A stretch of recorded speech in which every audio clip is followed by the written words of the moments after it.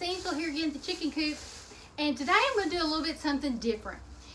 Several years ago, my husband and I went to Hot Springs and visited the Garvin Woodland Gardens, and I saw a fern there that was in a hanging basket that was so unusual. It was just, I'd never seen anything like it. It looked, the fronds on the fern looked like horns off of a stag. And that's what it's called, a staghorn fern.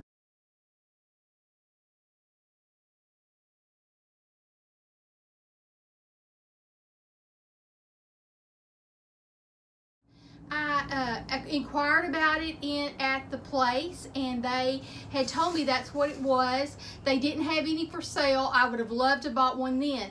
And so since then, I've just always remembered that staghorn fern, how cool it was. And I love plants that are just unusual and different that you don't see all the time.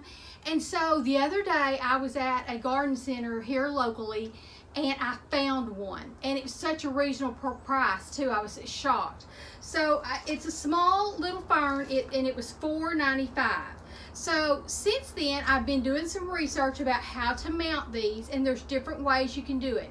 You can put them in a hanging basket, which is the way that the garden center there had in Hot Springs, or you can mount it on a piece of wood, or you can mount it on some wood and hang it on the wall.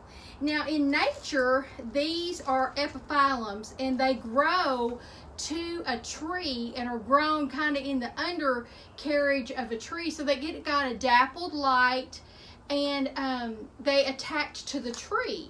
So that I'm going to do it in a log. My husband got me a log and cut a hole out, so that's how I'm going to do mine today. But they also, the watering, they like to be like watered heavily and then dry out. Watered heavily, dry out. Kind of in dappled sun. And then they have this, these are called sterile fronds, and these are called reproductive fronds. But this kind of gets this dead bark look, and that you don't peel that off. That's a protective coating. It would die if you peeled this off, and it'll get more and more in that, and it almost will look like sheets of paper. When it's a big staghorn fern, it'll look like sheets of paper, just layered sheets of paper. So we're going to plant this today, and I'll show you how I'm going to do it. So we'll take it out of here. Okay, and I may have to just tease some of this off here.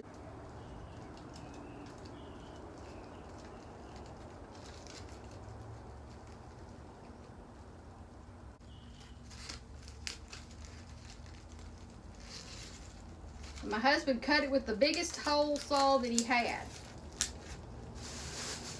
And they use sphagnum moss, but I don't have any sphagnum moss. But what I do have is I have Spanish moss. We live close to Caddo Lake, so when we go over to Caddo Lake, I harvest Spanish moss. Now that is not with the week of heart, because when you pull this off, there's usually a lot of little critters and bugs that live in this stuff. So I usually put it in a bag, and especially spiders. It holds a lot of spiders. This around the base of this plant.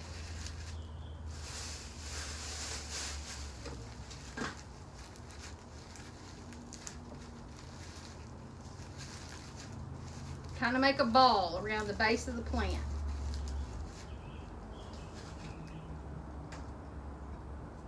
And then we're going to take some fishing line. This includes my husband's, all of his favorite things. He's going to love this plant. It looks like a staghorn, deer hunter, Spanish moss. Every man that duck hunts likes Spanish moss. And then a piece of wood. There you go. It's a very manly plant. So if you had a man in your life that would like this plant, this would be a cool plant for them. So I'm going to kind of lift up this log and get the string under here, if I can.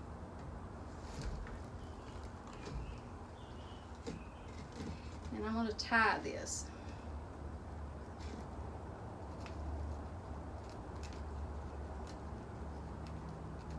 Now, I'm not very good at knots. I'm not a knot girl. My husband would have all sorts of knots to tie on this, so I'm just gonna tie the old-fashioned knot that I know how to tie.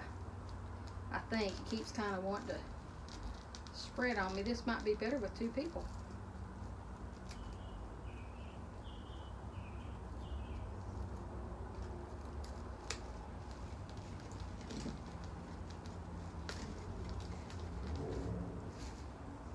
Get it anchored anyways, and then they just go around it back and forth and over.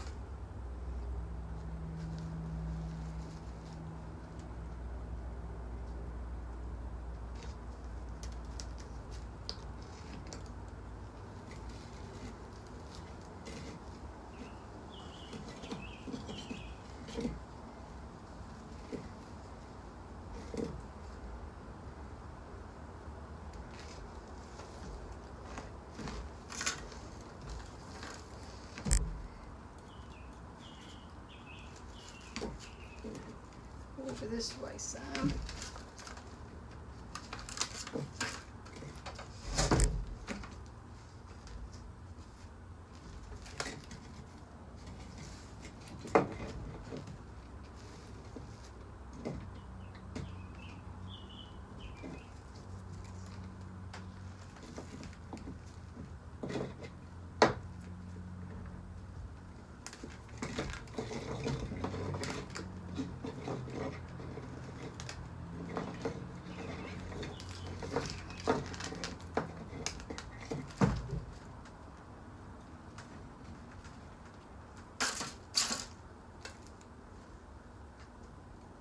It's really good you don't even see that fishing line.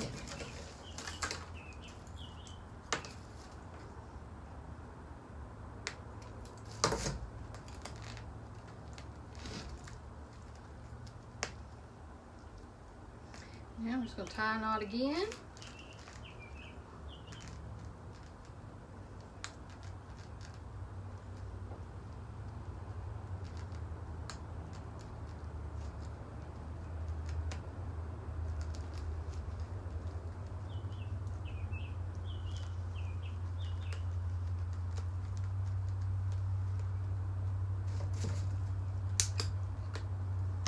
All right.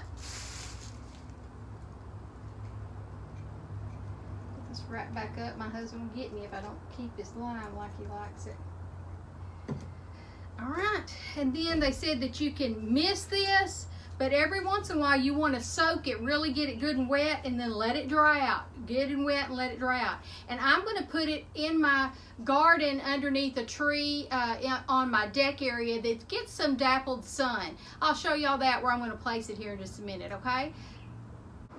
All right, so we're at the side of my garden here. This is the deck that's right beside my garden. It's under a big oak tree. And so see how it gets some dappled sun right here? I think this will be a good spot for it. And I'm going to water it and water all these. I have a rain barrel that I catch rainwater from, and so I'm going to try to give all these plants a good water. When you have things that are under trees and you think, oh, we just got a big rain, well, you might not have gotten a lot of rain underneath your tree, so you need to kind of watch plants that you have underneath trees, because they might not have gotten the water that they need, so just be real careful of that. But I have my watering barrel really close, my rain barrel really close, so it's not really a problem and an issue out here. So I'm going to give it a good water, wet all this moss down, and it may take a little bit for it to really start soaking in.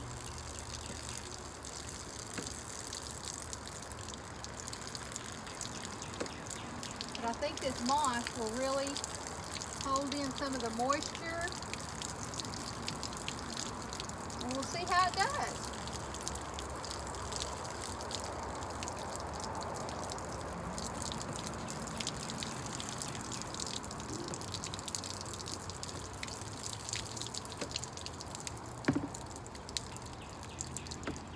So thank y'all for watching and visiting with me. Please take some time to like and subscribe to my channel. I'm almost at 200 subscribers, so I would really appreciate it. And please share it with your friends. I hope you've enjoyed this, and thanks for visiting with me. Bye-bye.